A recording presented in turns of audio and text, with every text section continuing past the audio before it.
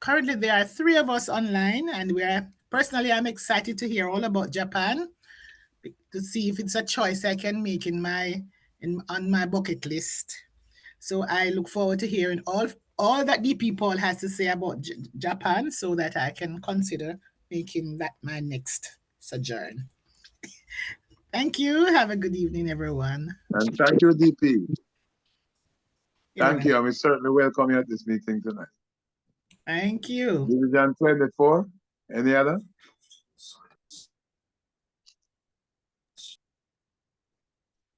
I think we're at 23 East. I'm sorry about that. 23 East.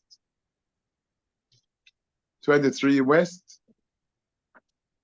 Good evening, fellow Kiwanians and guests. This is P.E. Mark Denzel from the Kiwanis Club of Mandeville. Currently, there are 2 of us online, hoping for others to join soon. Thanks for the invitation. We're looking forward to an exciting evening. Thank you. Thank you, DP Denzel. We certainly welcome you. Good evening, DP Junior. I'm President Devon from the Kiwanis Club of Sport in Christiana.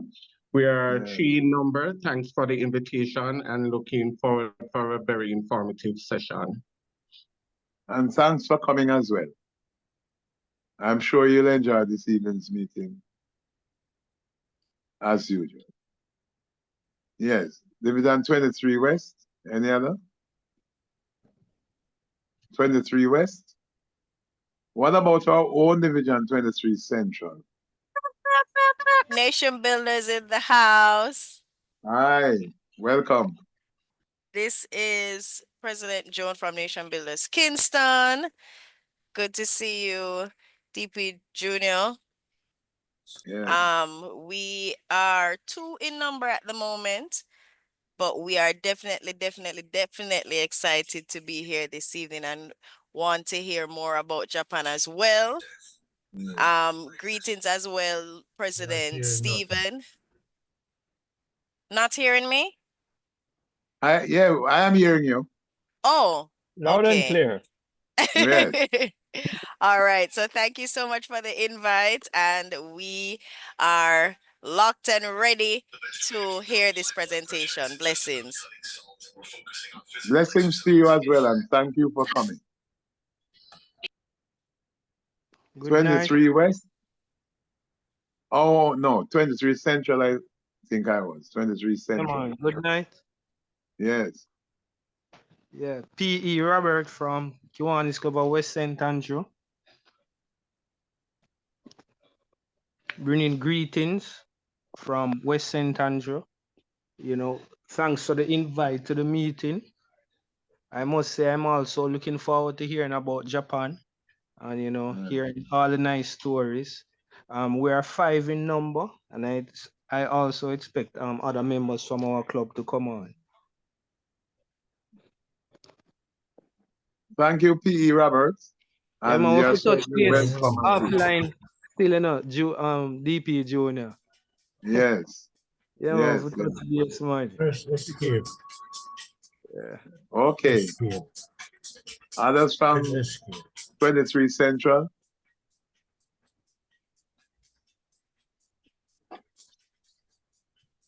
'23 Central. If not, let us move to other Kiwanians who would like to bring greeting at this time.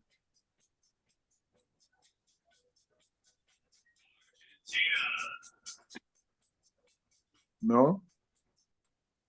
No other Kiwanian that would like to bring greeting at this time? Let me just say, we don't want to hold up too much of the time because we know that DP Paul has a lot to say. Yeah. So let me thank you all for coming. And we certainly welcome you. Back to you, President Stephen. Thank you, DP Junior. We do actually, I was about to mention, we do have some key clubbers joining us. I see President Rebecca Ann online and some others. Please don't be shy. Can you introduce yourself and your delegation? We're glad to have your company. Hello, good night. I am President Rebecca Ann Campbell, St. George's College Clee Club. And currently we have about 8 members in the meeting. That's a lot. Thank you for coming as well. Yes, President Rebecca, please don't be shy in the future. Big up your school and big up your key club. Yes.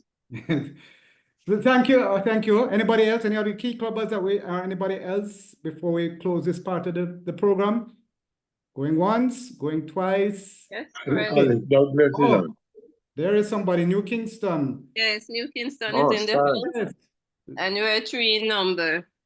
Okay. And you are? I'm happy to be here. I'm Kiwani and Judith Francis.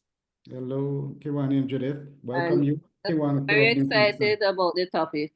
Yes, indeed. Okay. It is. And our own DP, Paul, who I should add has also been an active participant in our meetings through the use of technology, even though he's in a different time zone and he's in a different country. So we are very grateful for his time and his efforts towards Kingston. Definitely. All right. So let's move on. Welcome anybody, a global welcome to everybody who has not been mentioned directly. Kiwanians, key clubbers, guests, and so forth.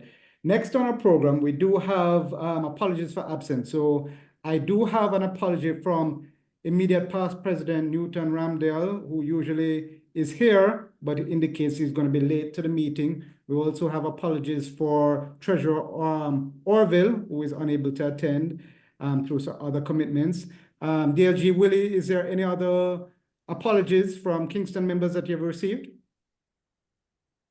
Yes, we have apologies from Director DP Richard Reese. Okay. Okay, duly noted. Yeah. Yes, Director Rupert, you were saying something. You had another apology? Yeah, man, you were on another one, so I don't want to mix up with you. Okay. No, that's fine. All right. All right. So those are the apologies. We also have recognition of birthdays and anniversaries. Yeah, I'm going bathroom first. We have 2 birthdays. I'm sorry, 1 birthday and 1 anniversary for Kingston Club members. First of all, past Chairman Clarbert Scott and his wife Hazel. His wife Hazel has her birthday today, November 12th. So happy birthday to her. I don't know if Clarbert is on the phone, is on the meeting, but if not, best wishes to his wife Hazel.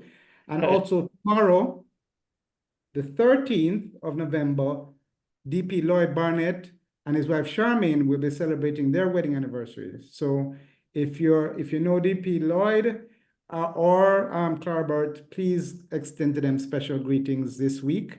Those are the persons that we have on the list. Is there anybody else that we may have forgot, or anybody in the visiting Kiwanians who's celebrating a birthday, anniversary, graduation, of anything of that nature this week that we can at least recognize?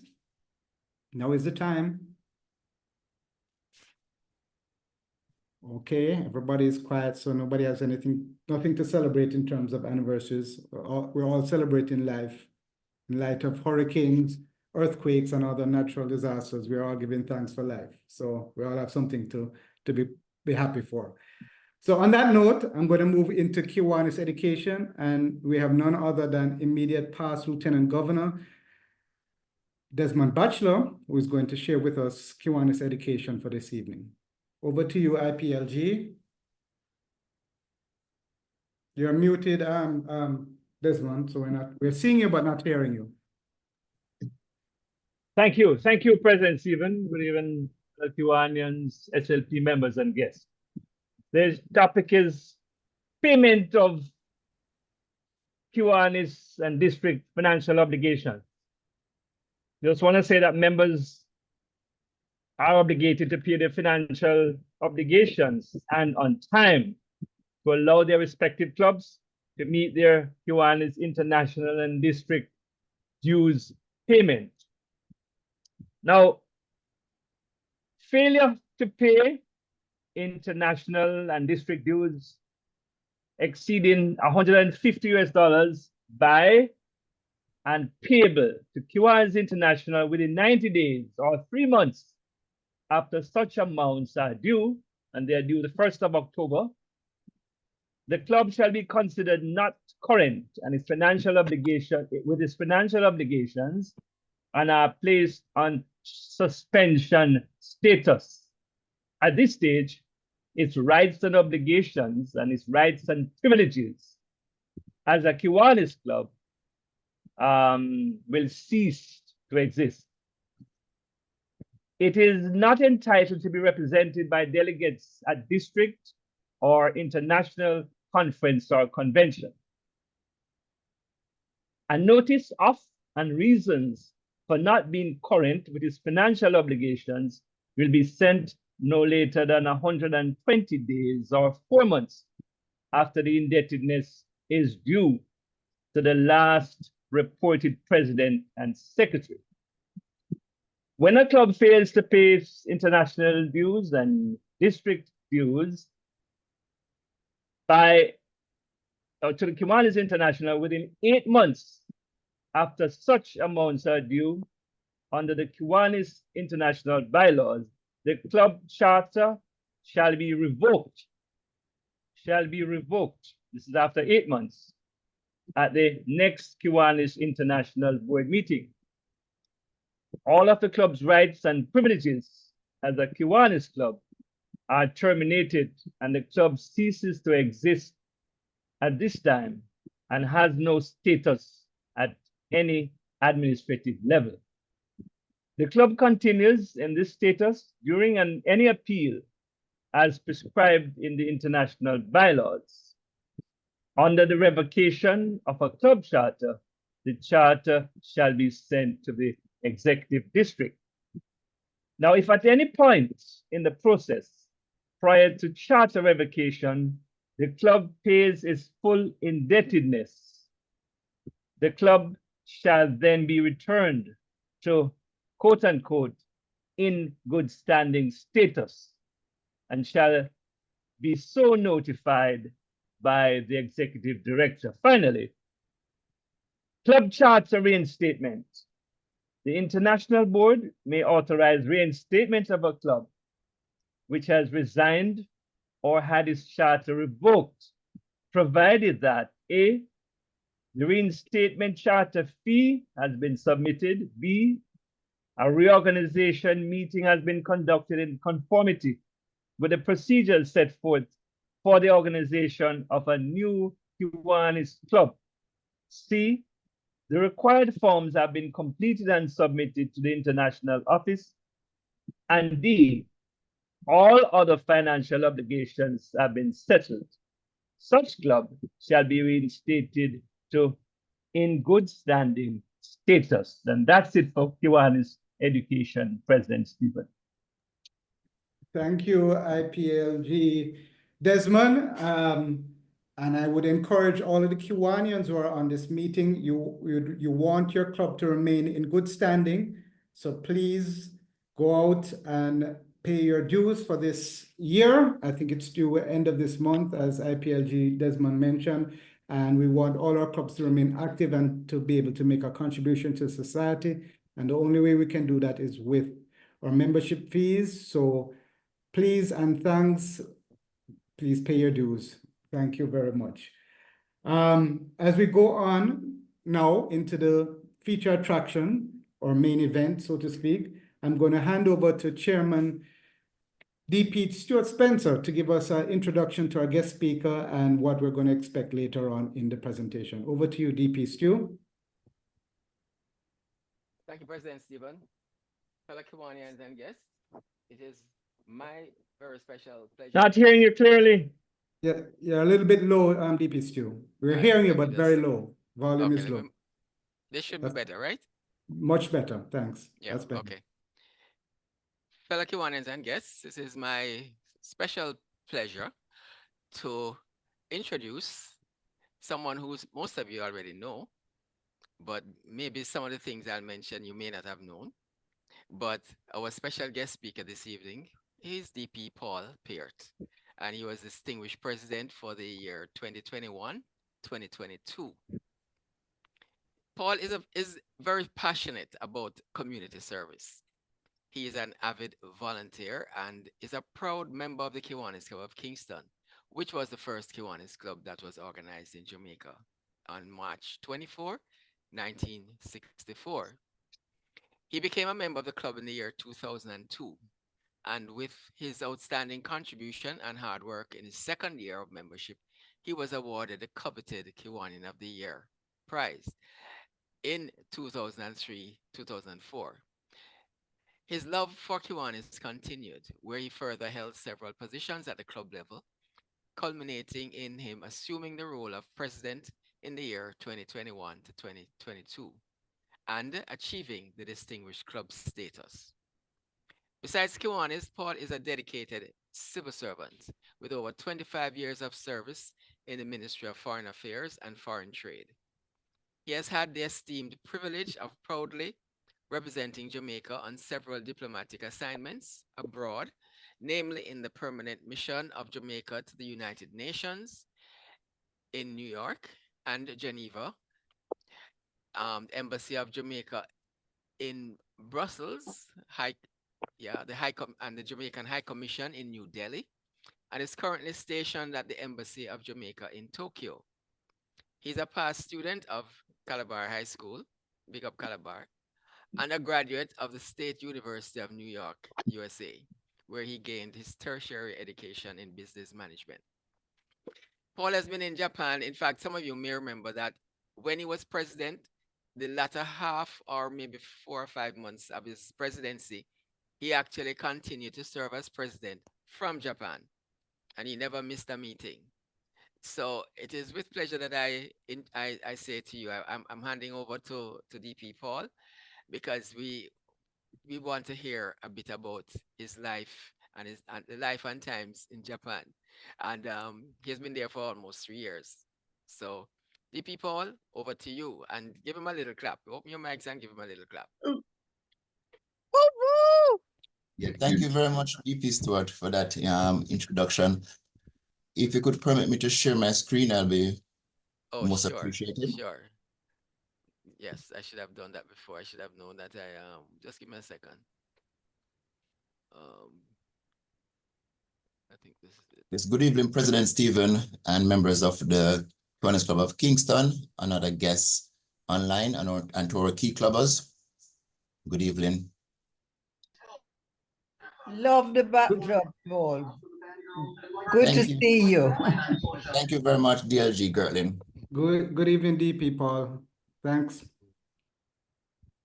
Is it is it evening in Tokyo now, or is it morning? Oh, it is Wednesday morning, 9:38 a.m. No, well, yes.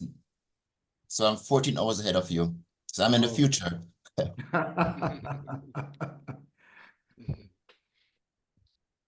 Well, let's start with a little overview of Tokyo. Tokyo is where I'm currently at.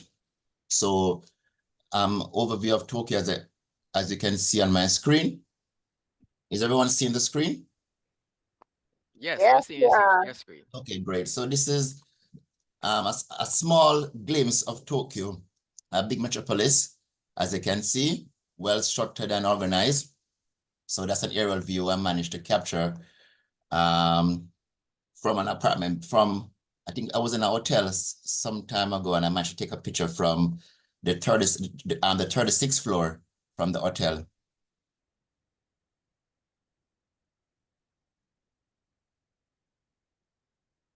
So interesting facts on Tokyo is that Tokyo is the capital of Japan, as you all know, and it's the largest city in the world with a population of 37.4 million. In Tokyo, there are anti-suicide lights in metro stations, those bright blue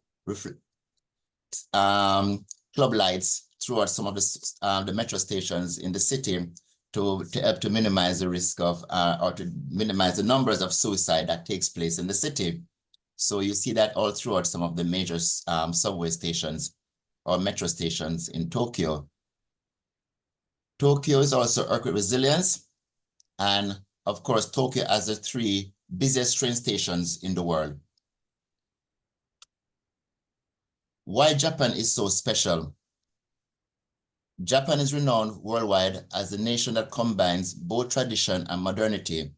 In fact, the slogan for Tokyo is old meets new. The attention to details and the respect given to everyone That is something special as well that you'll find throughout Japan, not only Tokyo, but throughout the country. And also the exceptional customer service. The consumers are kings and queens in all categories. So it doesn't matter if you have $1 million or $5, you're still treated with respect, and the service that is given to you is impeccable. Another reason why Japan is so special is that the high degree of safety and especially cleanliness across the country. The level of safety is that you can walk any hours of night without having any fear or any anxiety attack. You can walk with your telephone, for example, which is something of concern or precaution one will take in Jamaica. You can walk with your telephone in your hand. You can leave your bag at the shop, go back, and you'll get it. Walk with your phone. There's no threat of anyone coming to ride up on a bike and grab your phone from you. So that is one level of safety. There's no acquisitive crime around in Japan, more so Tokyo, which is a big city. So that gives citizens and visitors that degree of safety when moving across the country. As with respect to cleanliness, there's no garbage bins around in Japan, more so in Tokyo, where I reside. So in fact, you won't see any litter, but people are so disciplined that they keep their garbage with them until when they go home or they find a suitable place to dispose of it. So that is one aspect that makes it so special. It is, it's marvelous, and it's something fascinating to see a city with so many people moving around, and there's no littering, there's no trash, there's no area where there's offensive smells or anything like that. Cleanliness is top priority here. The food is amazing in Japan. There's everything here, from Dunkin' Donuts, from KFC, all the American fast foods are here. But of course, it's not the American fast food that you will eat in the Western world. It's so controlled that Japan takes particular care as to what the citizens of the country eat. You will not see, for example, Frosted Flakes. I love Frosted Flakes. So you will not see Frosted Flakes here in Japan being sold at the supermarkets. Tokyo has the most Michelin-starred restaurants. So that is one highlight as well when it comes to the gastronomy.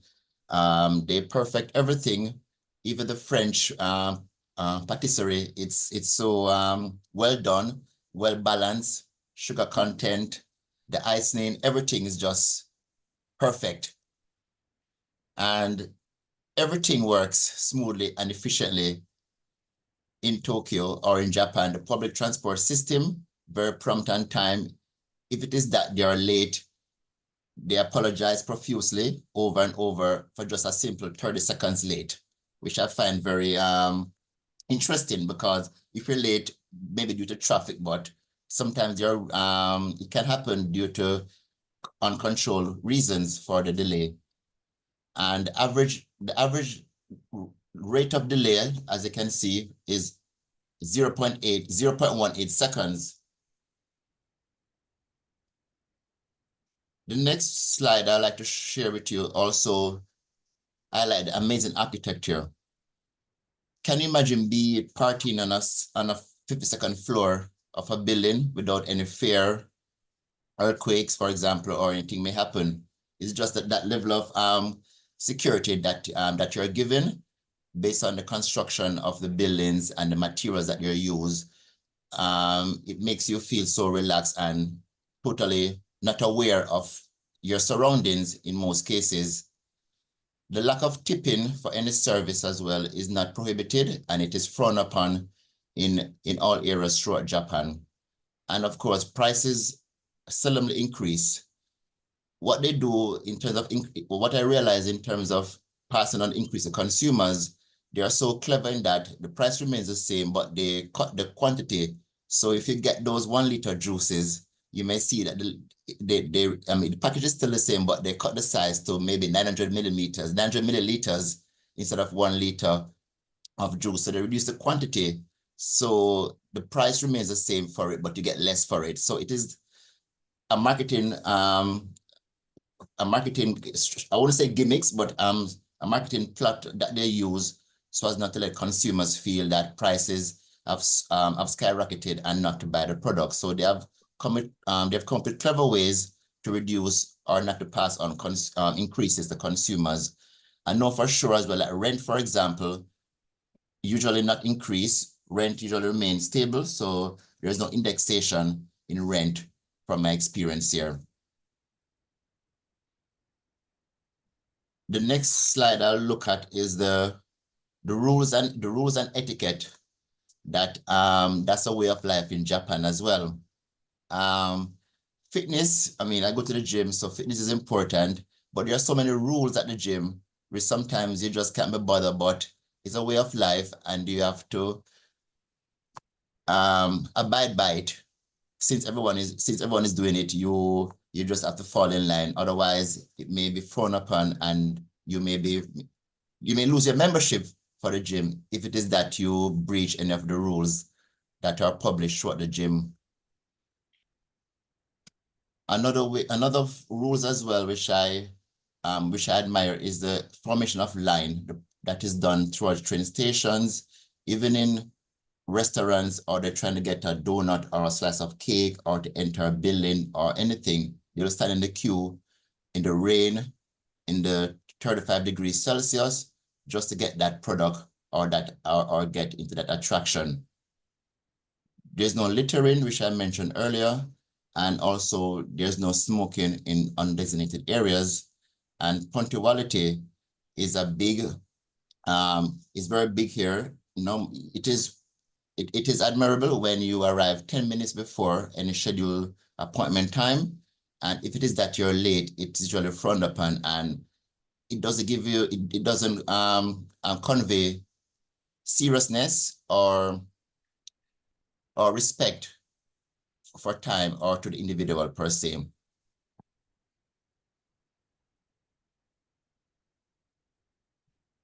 These are some of the images that I managed to capture at the gym when I went last week.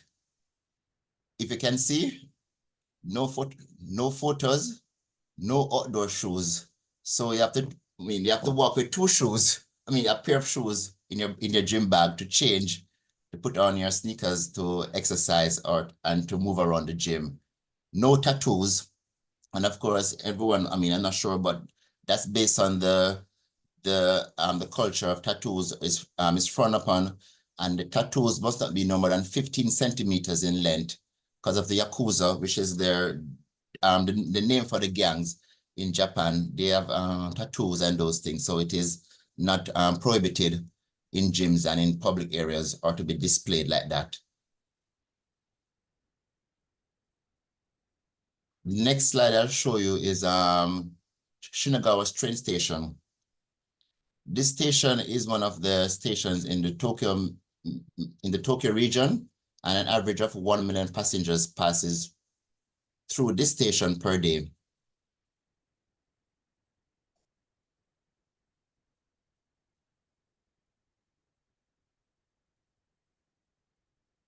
The next slide I managed to capture as well, which I find fascinating, is the train schedule for the Shinkansen, which is the bullet train that takes passengers across Japan or throughout the country.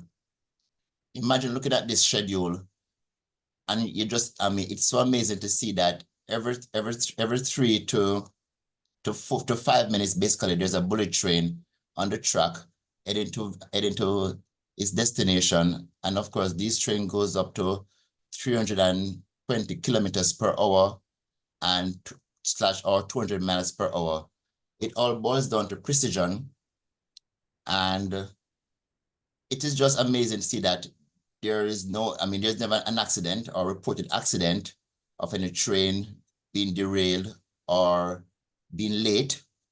So they have it well pat, the science of punctuality and having and also safety for its passengers.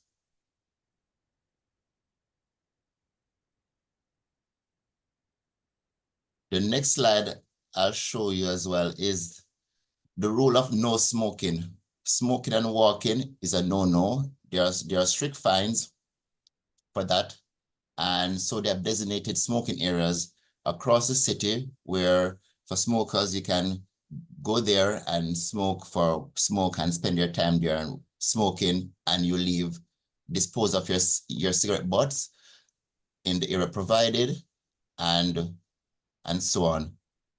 Also on the sidewalks as well, there are some sidewalks or some areas in Tokyo where they have signs on the sidewalk, no smoking signs, and there's a fine as well if it is that you're caught walking and smoking. So everyone abides by these rules, and it helps to keep the city in an orderly fashion and without any issues. The next one is disaster preparedness. Japan has become arguably the world leader in disaster preparedness. It is predicted that there is a 70% chance that Tokyo metropolitan will experience a major earthquake in the near future. There's early earthquake warning system, and of course, you know, with all these training drills that I've been attending since I've been here, I think I've been to maybe about 15 so far, but it's all about safety and be prepared. And so I've somewhat now remained calm whenever I feel a 5.0 earthquake or a 6.0 earthquake. I remain calm because I'm rest assured that the building I'm in is safe, because the building can withstand up to strength 10. So that will allay all my fears if it is that a major earthquake should hit Japan or hit Tokyo, for example. They also said you have to ensure you have one week supply of food and other emergencies. The next slide, I'll show you when there's a strong earthquake, there's an alert system that will trigger the phones and radio or television, and it gives you at least 10 seconds before the strong shake occurs. So this is what happens when this happens on Friday, August 9th at 7:59. We had a earthquake measuring. Once the earthquake is over strength 5, this system triggers, so you get at least 10 seconds to prepare. So this is what happens when we had an earthquake of that strength August of this year. So I might just screenshot it from my phone just to show my friends back in the Western world how advanced the system is.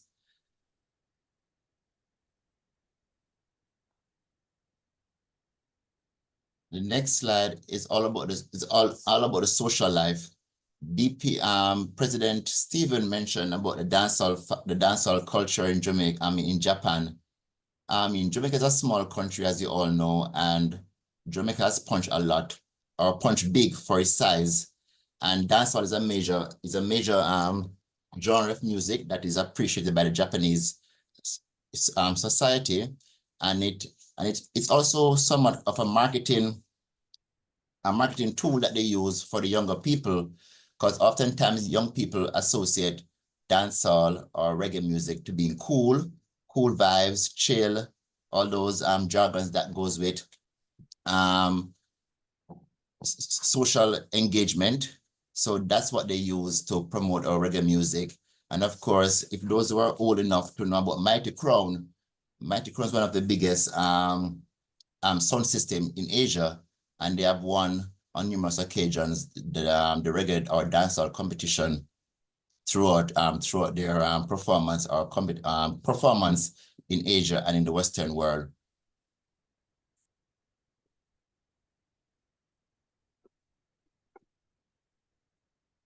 So the next slide, the last slide, of course, I will allow questions.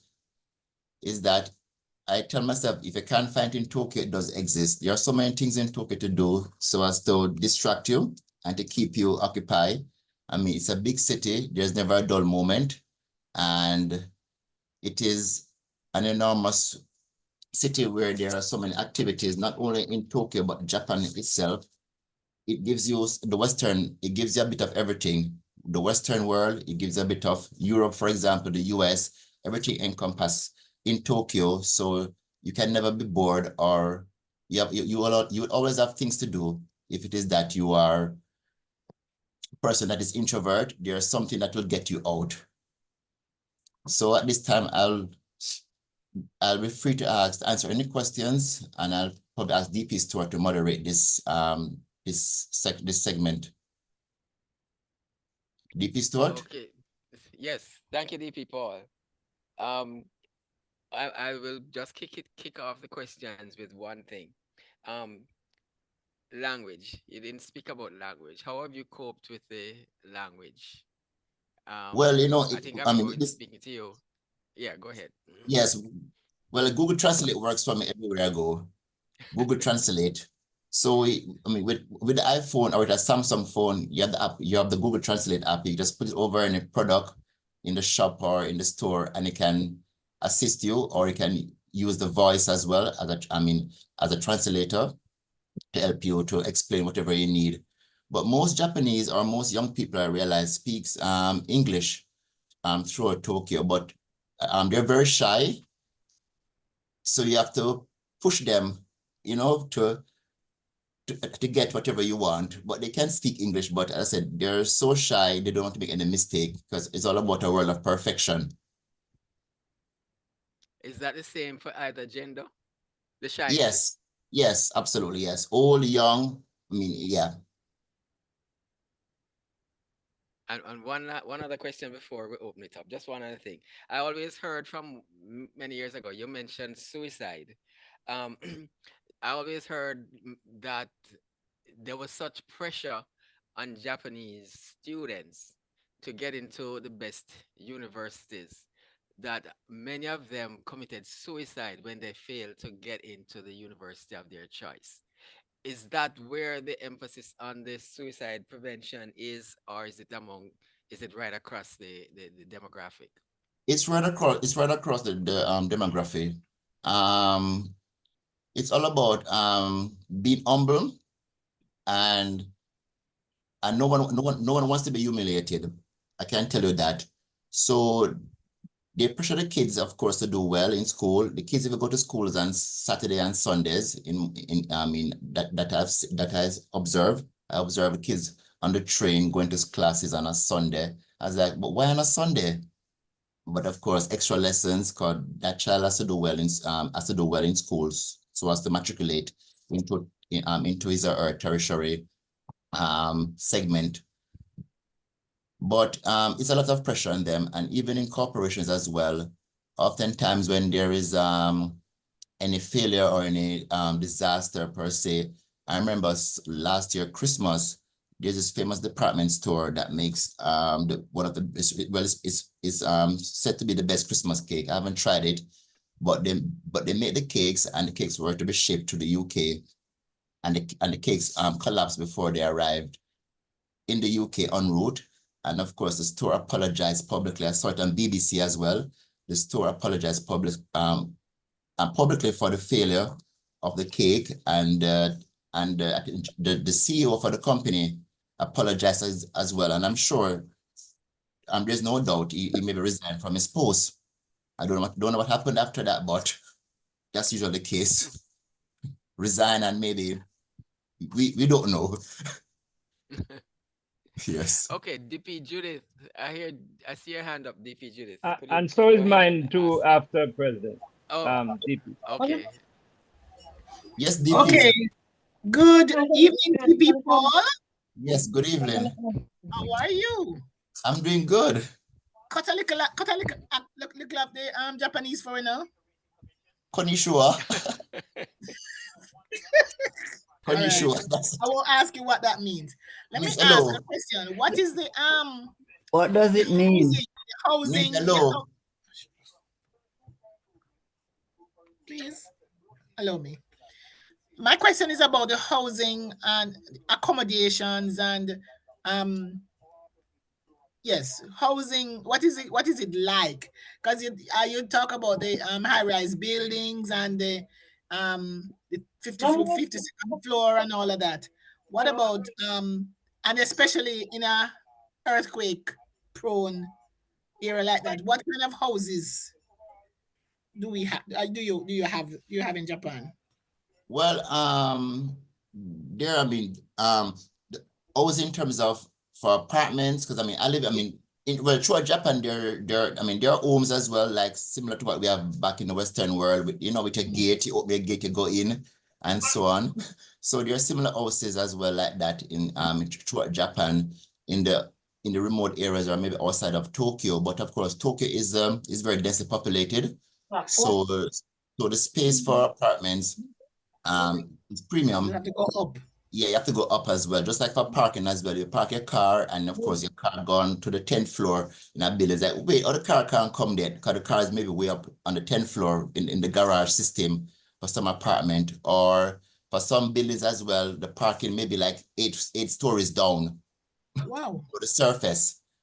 But housing is pretty much a premium, especially in Tokyo, where I don't have the price per se to tell you, but like rent can be very high. Yes, that was my next question. Most Japanese are minimalist. They have less things and not a lot of furniture around the home. And what I discovered is that a Japanese person will never invite you to his or her home like that because, of course, the space is so small and so I'm constrained. They rather meet you out for dinner and they'll treat you as best as they can. If they like you, they will take you out and spend all the money, but they'll not invite you to their home to come and sit and have a meal. Okay. That's just the culture here because of the space and maybe privacy and all these things. Thank you. Okay.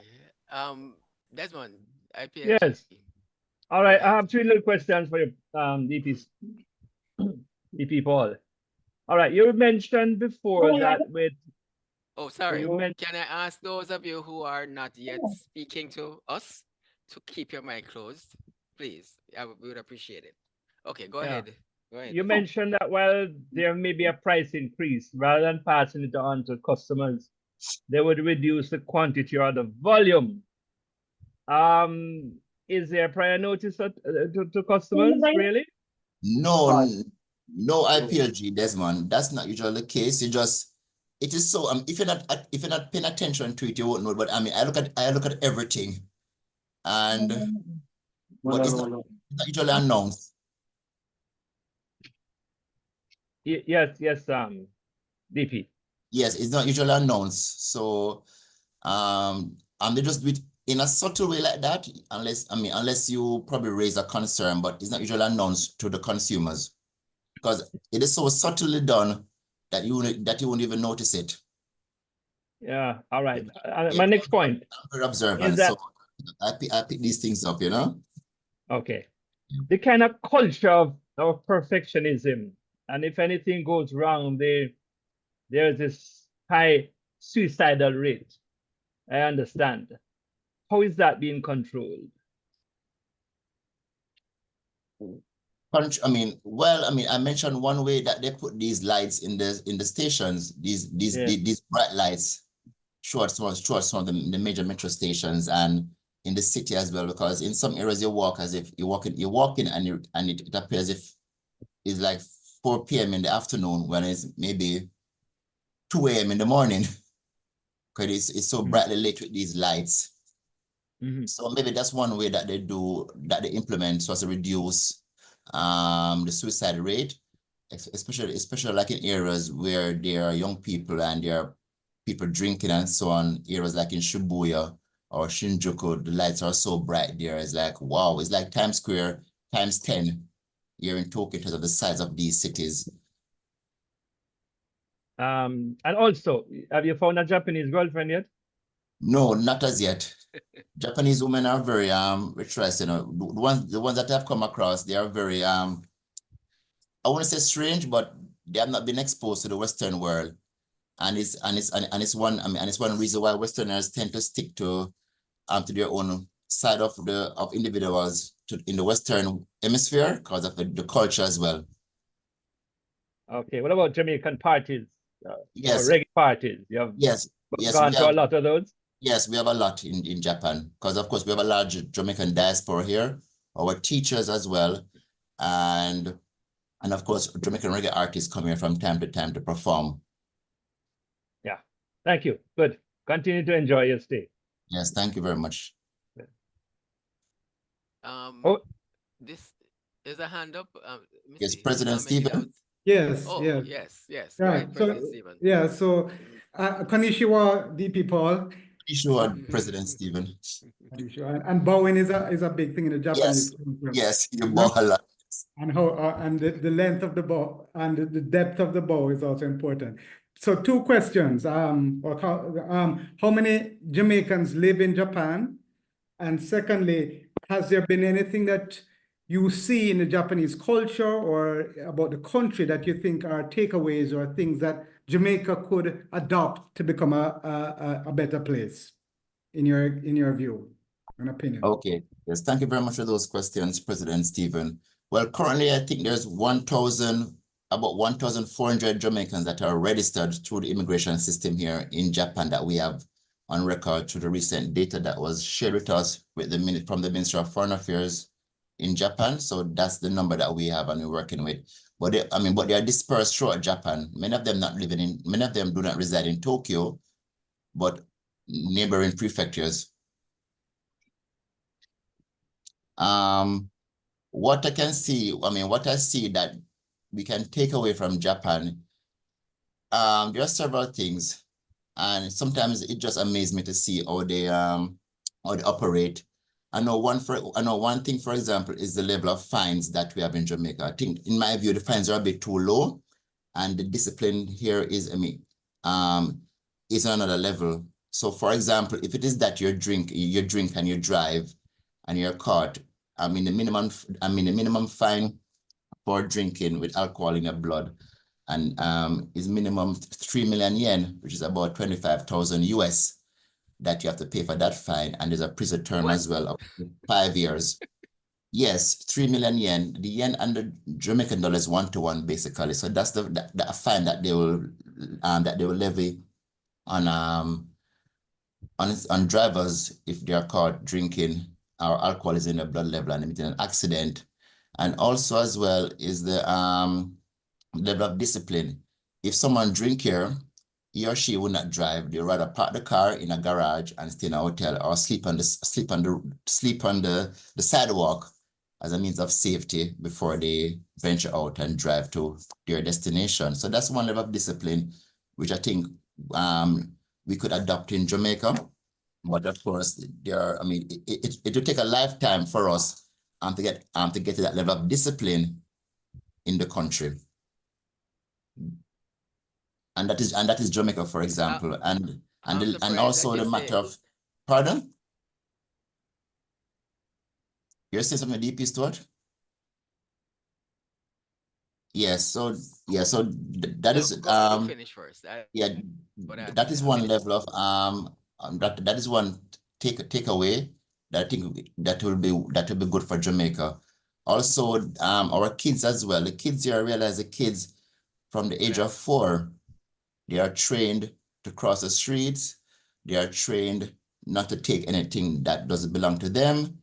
So people grow with that discipline. So if you leave your phone or you leave your bag, because I leave my bag many times, at the supermarket or in the store, and go somewhere else and get something and come back, and the bag is still there, you lost your phone or you lost your bag on the train, guaranteed that you'll get back it is guaranteed rather that you'll get back your bag with your phone, your money, and everything in there. Nobody will take it unless a foreigner finds it. But those are some of the factors that, it will be good if our culture back home would adopt to make Jamaica a better place for all. It takes time, I suppose, to change the culture, but we need to start and keep it up. Yes, and as I said, they start from age 4 here. So if we start from age 4 now in Jamaica with our kids in basic school, they will grow not to take people things, not to cross the road even though there's no car coming on a non-major road, a small little side street, and the light is red, they can't walk. They'll stay there and wait till the light comes on when the walk sign is on before they cross. Old or young, they're not going to cross. They're not. Yeah. I agree. DB Stu, if I can just squeeze in one more question about reggae music too. In your experience, you talked about the discipline in the Japanese culture and Japanese society.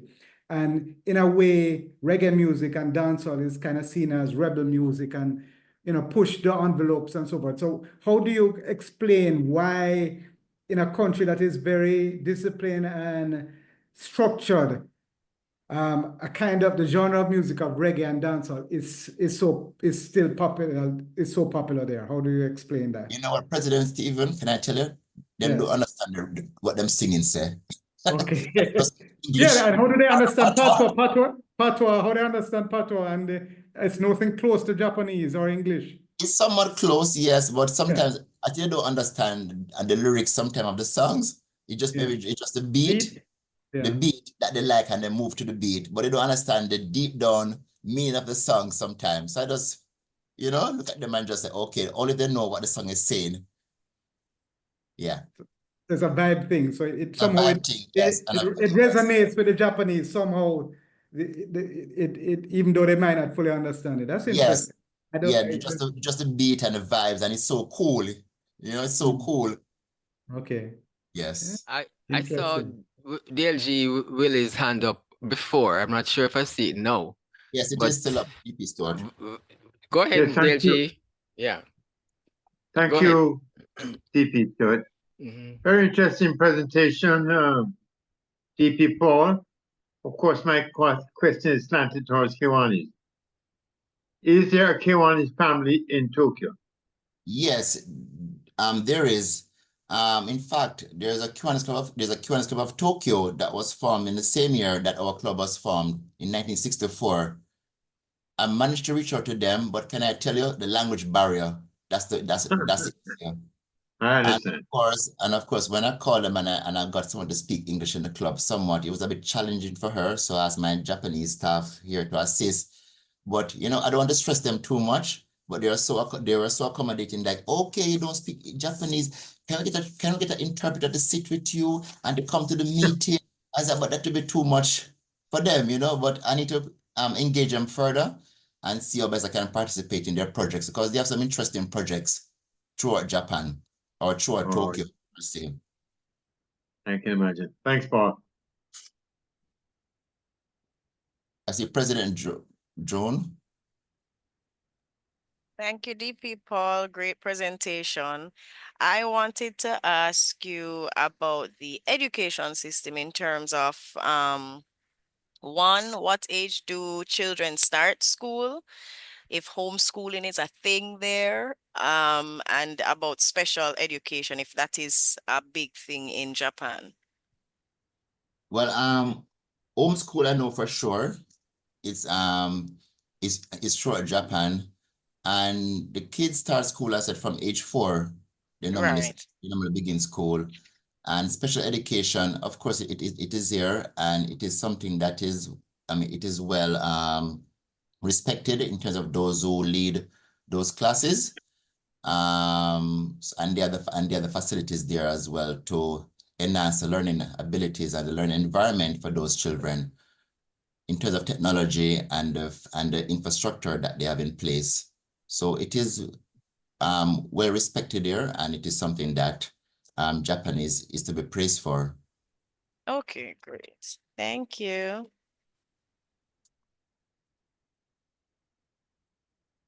I don't see any more hands up right now. Oh, yeah, see one. President Stephen. There are questions in the chat. There are questions in the chat. Okay. Let me take while a look. While you're looking for other DP Stu, just one more question for you, DP Paul. What has been your best or most interesting experience in Japan so far? There's so many of them. I don't know which one to start. The best one or the best two. Just share with us. The best, okay. Well, the best. I mean, the one that how shall I say, the one that startled me more so. When I was buying, I was changing the washing machine for the apartment. So of course I went to the store. They have this massive store that sells appliances and so on in Tokyo. So I went there to get the washing machine. So I saw the one that I wanted, and I said, okay, give me that one. And the gentleman said, no, not possible. I said, why not possible? And he said, where you live? And I told him, I give him my address, and he said, and I said, okay, but I want this machine because it was on sale actually. And I said, it's a good price, I need to get it. He said, no, That machine took me about 2 weeks to get to my apartment. He said, okay, then give him my address. And he said, okay, I come 2 days after to come and see where you live, to look at where you're going to put the machine. I said, but I have to pay for all this service. It doesn't make any sense. He said, no, you don't pay. It's free, no pay. All right, so I gave him the address and he sent someone to the apartment to look. The man came on time as well. He came into the apartment.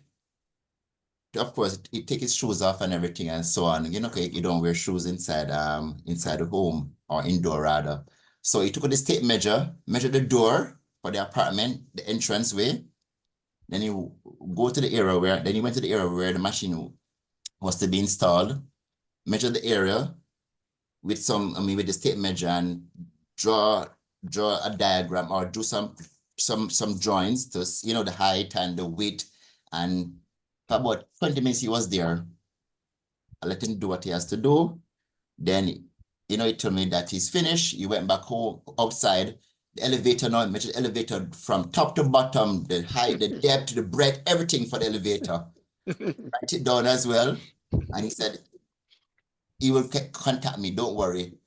2 days after, like another, maybe 3 days, the store said, okay, then you can come and pay for the machine. So I went there, pay for the machine. And another 3 days or 2 days, I think, the delivery came, and it was so smooth. Within less than 5 minutes, it was delivered, installed, and up and running. Then President Paul, President Paul. Yes, DP Junior. What was, I'm trying to figure out, what was the purpose of all those checks? All right. He doesn't want any inconvenience. Time is money here, DP Junior. Okay.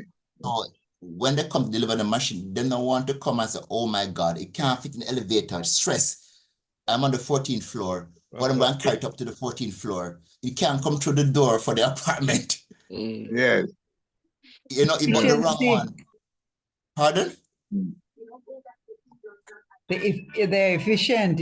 Yes, that's efficiency. So I was that startled me. I mean, I was so startled. It was like, okay, 2 weeks for a washing machine, but all these things were done. So that when it is executed, there's no issue. And what you realize with Japanese as well, in terms of my line of work, they do a lot of research and planning, and they plan to a T. It's so well scripted that there's no room for errors, there's no room for mistake and stuff like that. And it can be a bit overbearing, but it is essential. I recall that when our foreign minister was visiting Japan in February of this year, and she was coming, they asked of course, they asked about her allergies and everything, food allergy and those things. But what I was shocked about is that they asked what's her blood type. I said, the blood type? But in the blood transfusion, they are available. Never know, eh? Yes. Yeah. Yes. There was one thing that it just slipped me. Okay, if there are no more questions, are there any more questions? Well, I see questions in the chat. I see. Oh yes, that's what I was gonna remember. I wanted to remember. There's somebody asked about the police, if they carry weapons. Yes, the police carry a little pistol gun. I don't know if that can kill anyone, but it's a small little pistol gun that they walk with. Okay. Yeah. Yes. And the crime rate is, I wouldn't say zero. There may be acquisitive crime, but comes down to murder, not that I know of or heard of. No. Another question, which I think you already spoke to, was at what age Japanese children start school, but you already told us that was 4 years. And somebody is comparing if in China things disappear right before your eyes. Are you aware of any Chinese culture that would support that? Not that, I mean, this is about Japan though. So, but I don't know if that person is knowledgeable about. Well, no. No, I don't know what they're trying to ask. But but they can know the difference. No, but they can know the difference between the Chinese and the Japanese. The mannerism, the way they behave. Not that I'm being prejudiced, but when you see the Chinese around, you know, they all bungle up and they bungle. They don't. There's no unison. There's no structure. The way they walk, the way they carry on, you can know that they're not Japanese. Okay. Yes. It's very Sorry, Rosie, I saw your hand up and then I'm not sure if it came back down. Yes, your hand is up. I'm still here because I listened to DP Paul and I asked myself the question that I want to pose to him. Paul, how will you integrate back in our society when you get home? Or is it that you don't plan to come home? I want to tell you what, dear G, Rosie, I want to need therapy. I'm going to need serious. You're going to need it. Yes. I mean, I cannot need that. Because I mean, I've traveled, well, 2 times since I've been in Japan, outside of Japan. And my last travel, I went to Europe. That was in the spring of this year. And I was in Paris. And the noise, the decibel, everything in Japan is so controlled. The decibel, it was so loud, and you feel the ears, you know, about to explode, the ears drum about to explode. So these things somewhat will have an impact on you if it is that you go to the Western world, and having lived there for many years and get so integrated into the culture, the noise level, the cleanliness, you know, you don't push to go into the train, everyone forms a queue, no littering. Yes, stuff like that will make you want to stay and not leave this place. But of course, I have to leave when the time comes. Okay, I think that's about the end of our session, our Q&A session. Paul, we have someone designated to do the vote of thanks. Let me call on IPDT Ralston. Raleigh? Yes, President Stephen, fellow Kiwanians, good evening. DP Paul, Adide Toi, I hope I got it right. If I did not, you can call me, but if I did, you can praise me publicly. I was saying thank you. Thank you for taking the time out to be with us at this time of the morning in Tokyo, about 10 o'clock or somewhere around that. And to kind of bring us a synopsis of what it's like living in a different culture. We understand the near perfection of the country, and yet we also understand that with all that perfection, there is still some imperfection, because when persons don't give you the usual volume for what you pay, in Jamaica we call it scamming. And so maybe that is legalized in Japan. But apart from that, you have really painted a type of society that one would want to desire to live in. And we thank you for that. Just to say that you have been a long-standing member of our club from 2002, serve as secretary, serve as president, and as alluded to earlier, during your presidency, you were called or deployed to Japan, and it had no impact on your presidency per se, because you carried through until the very end. So I want to thank you again for taking the time out. We hope that the rest of your day will be well spent. And on behalf of the Kiwanis Club of Kingston, I don't know how we're going to get it to you, a certificate, and I'm sure that you have collected quite a bit of certificates over the years. Yes, FedEx and DHL. but it will be sent and delivered to you at some point in time. So again, thank you, and we wish you all the very best for the rest of your tenure in Japan. That's not the land of the rising sun, right? That's China, I think. It is. It is Paul. Japan. It is Japan. Yes, okay. yeah. Thank you. The sun rises from 4:15 in the morning during the summer period. Okay, excellent. Thank you. Yes, thanks again.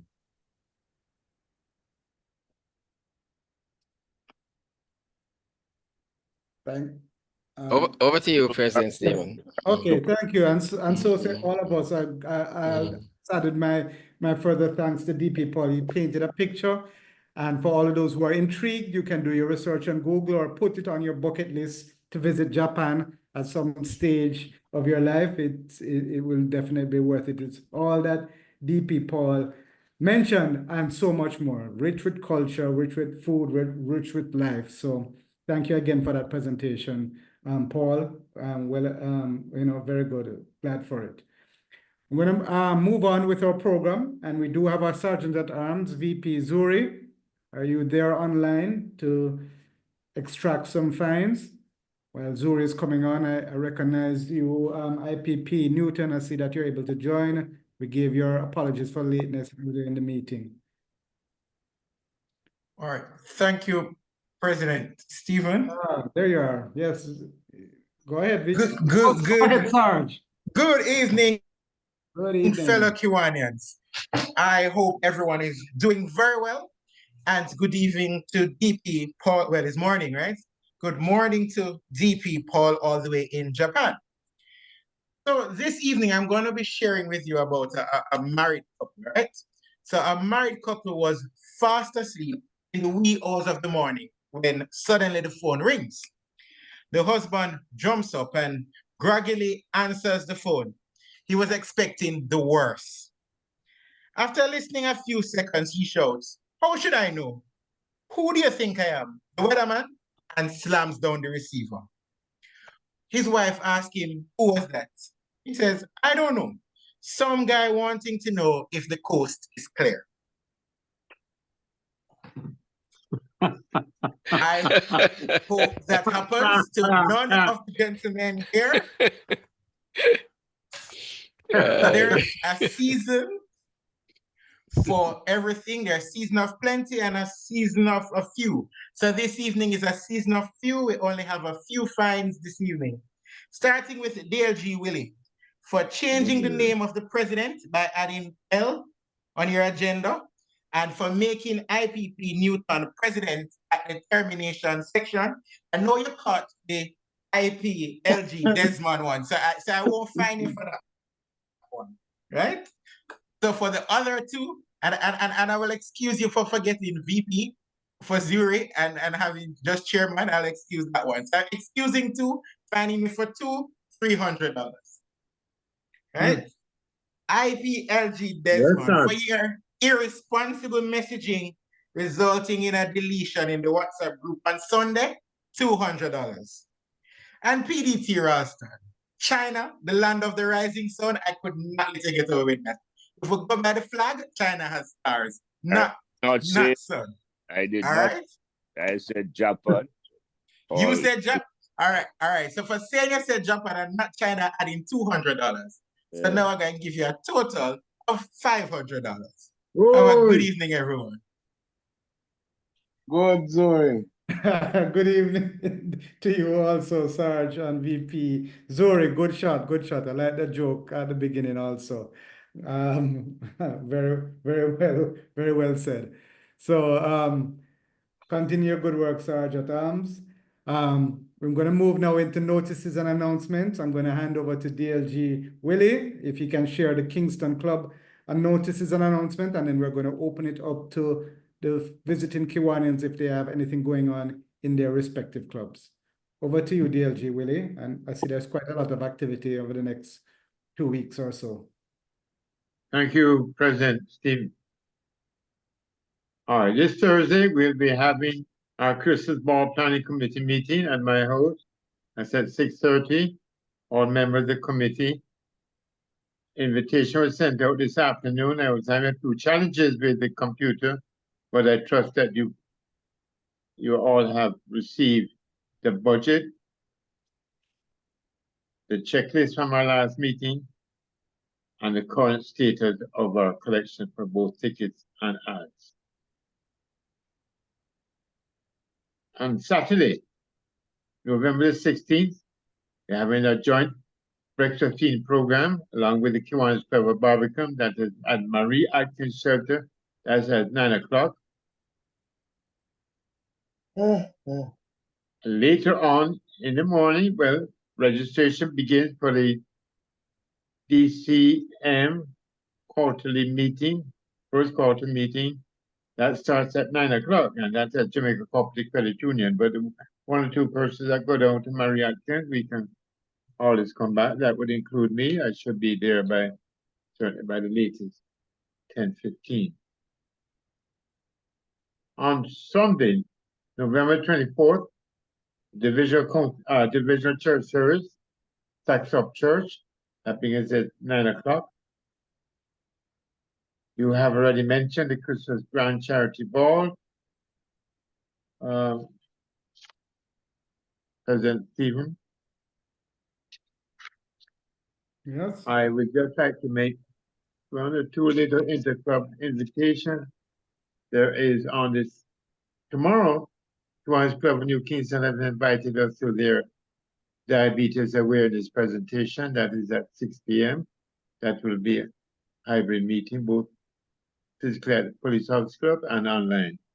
And tomorrow as well, there'll be a presentation on the proposed 5-year strategic plan for the members of Young Professionals St. Andrew.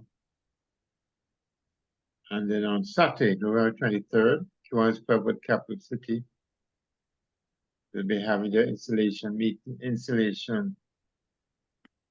function at the Betting Game and Lottery Commission at 6:30.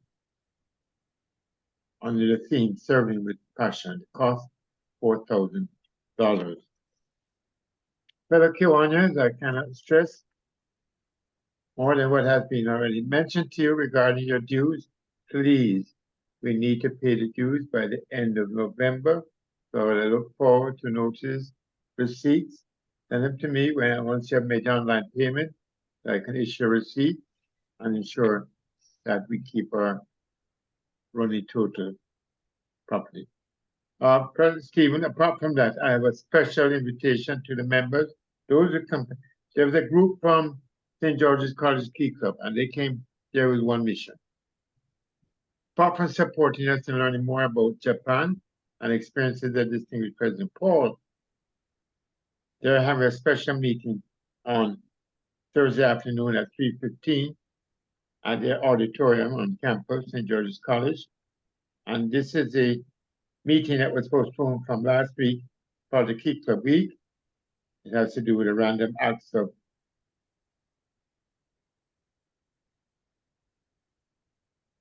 so they're invited, and it had to be postponed due to inclement weather.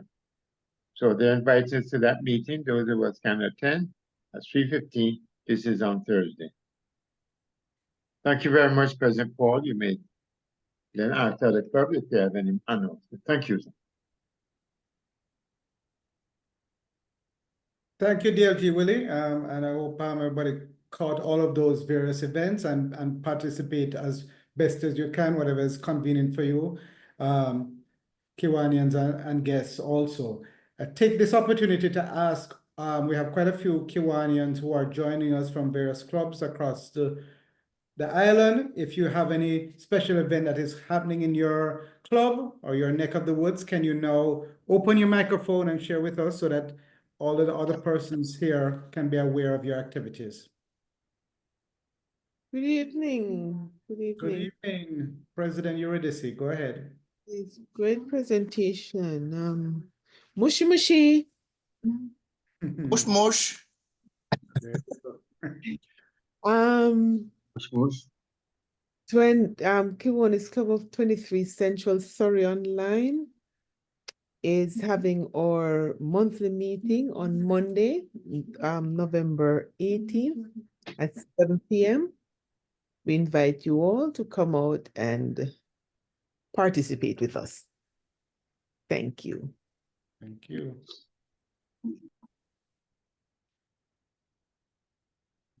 Any other clubs have any announcements at this time?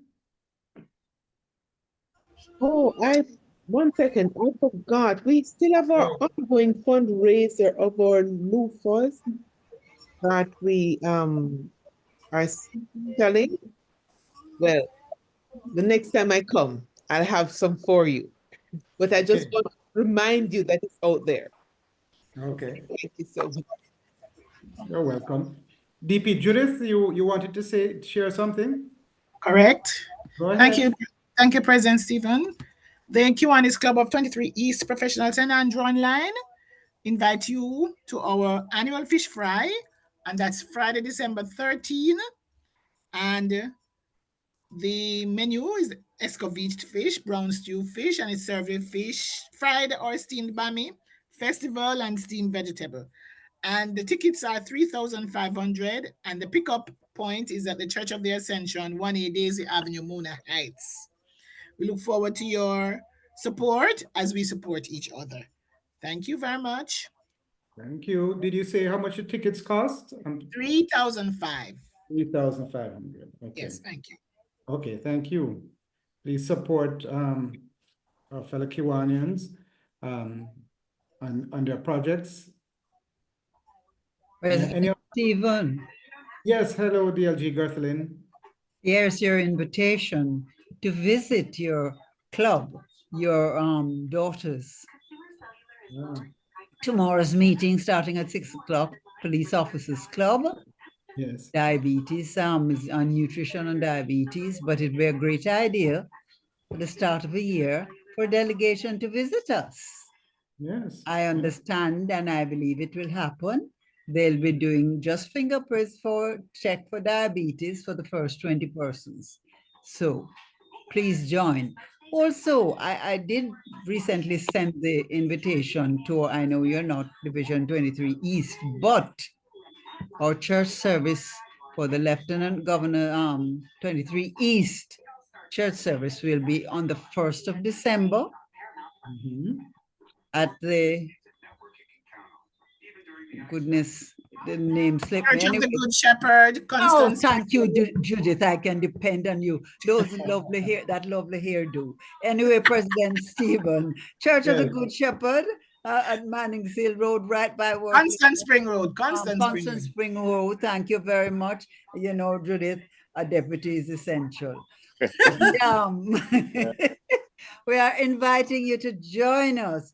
Should be seated at 10 minutes to 9. We would appreciate seeing members from your division and certainly from Kingston Club. Thank you very much. Of course, we will try and great meeting. Paul, love it. My stay in Japan wasn't long, so I have no idea what is happening. Thank you very much. Have a great evening, everyone. Good evening, DLG Gerthlin, and thank you for sharing.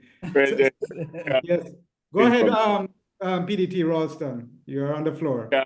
For misinformation.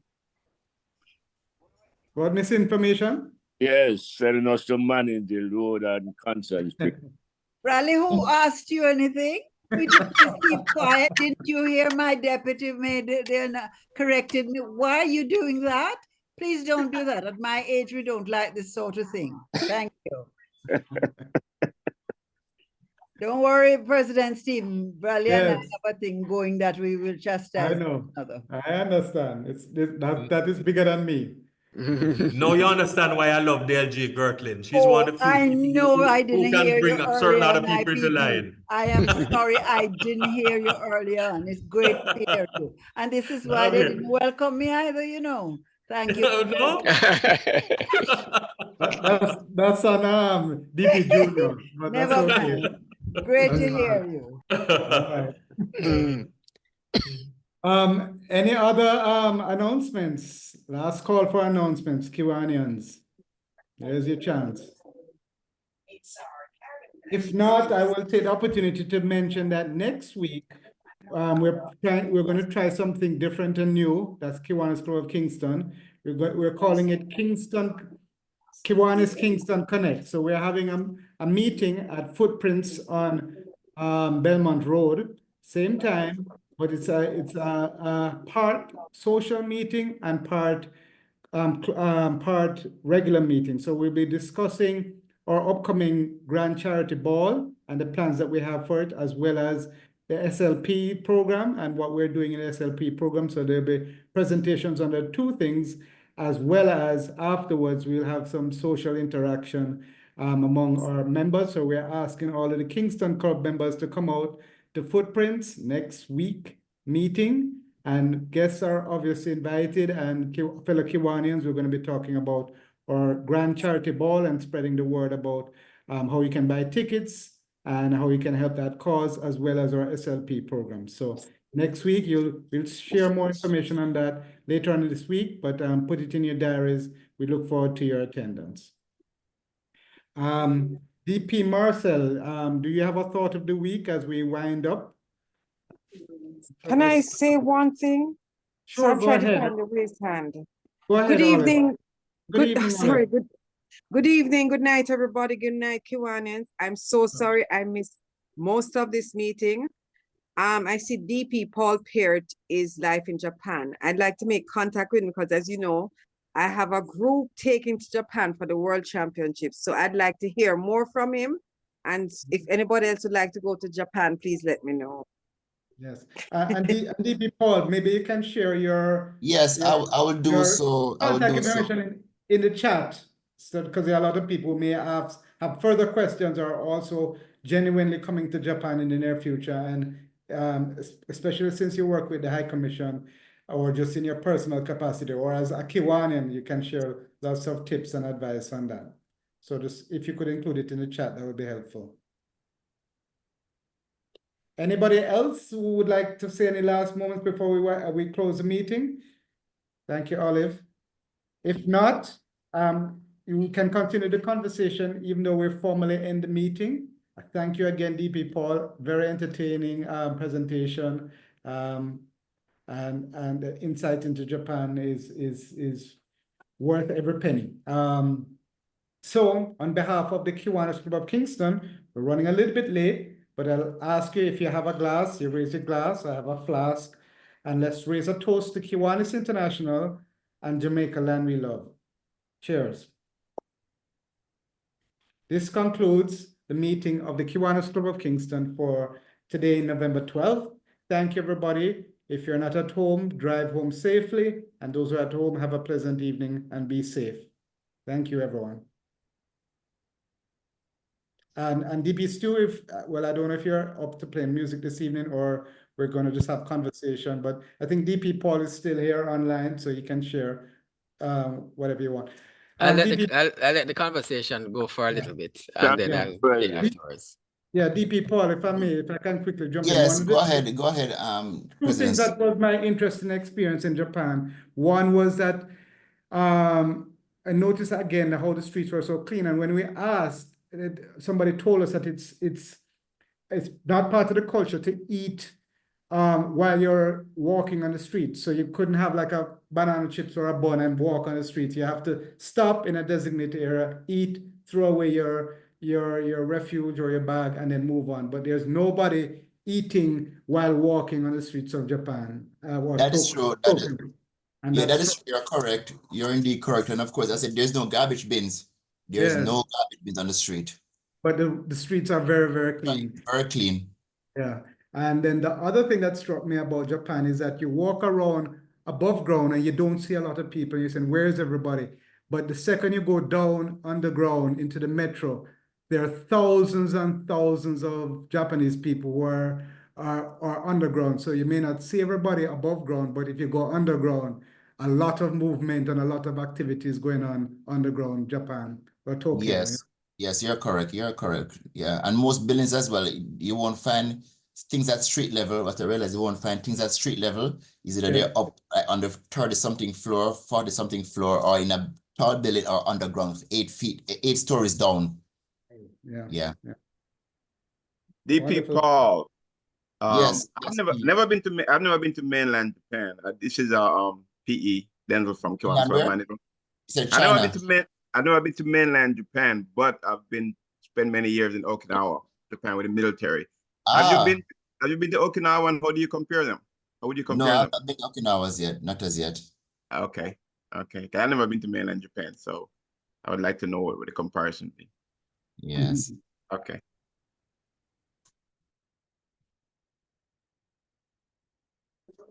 What's your main advice to give to Jamaicans coming to Japan? Olive? Yes. I'll share my contact with you. In terms of what? Okay. And I am trying to communicate with Japan now, and I find that a lot of people don't speak English. Is that they not as they don't use English, they don't speak English as fluently as fluently as maybe if you went to Europe. Is that so? Yes, that is correct. Yeah, but they can't speak it, but they're very shy. But if you write to them, they'll write to you in English, and they write very well. Good sentence construction. I can tell you that. But they can't really speak it because they're very shy. So what is it that you're trying to get or to get I mean, I can assist in any way whatsoever. Yes, I'm going to need your assistance. I have a group coming to the World Championship in September. Yes. So I normally make contact with the embassy, especially when you bring in Jamaicans to thing. And I just heard that you are with the embassy. Yes, I am. Yes. So I would like to make contact with you on 2 accounts and just get some advice about getting around in Japan. Oh, in Tokyo, that is it. They come to Tokyo. Tokyo is where the It's champion. Tokyo. Yeah. Yes, the World Cup is in Tokyo. Yes, we have been preparing for it. I know in May gone, the J3 delegation was there, and I went and signed the agreement with them, with Mr. Gale and the other members of the delegation. Coach Riley, they're all in Totori. Totori, they go back to Totori. Yeah, where Alice will come and train for warm up for the game. That's where they train. So they say they have the best the best track in the world.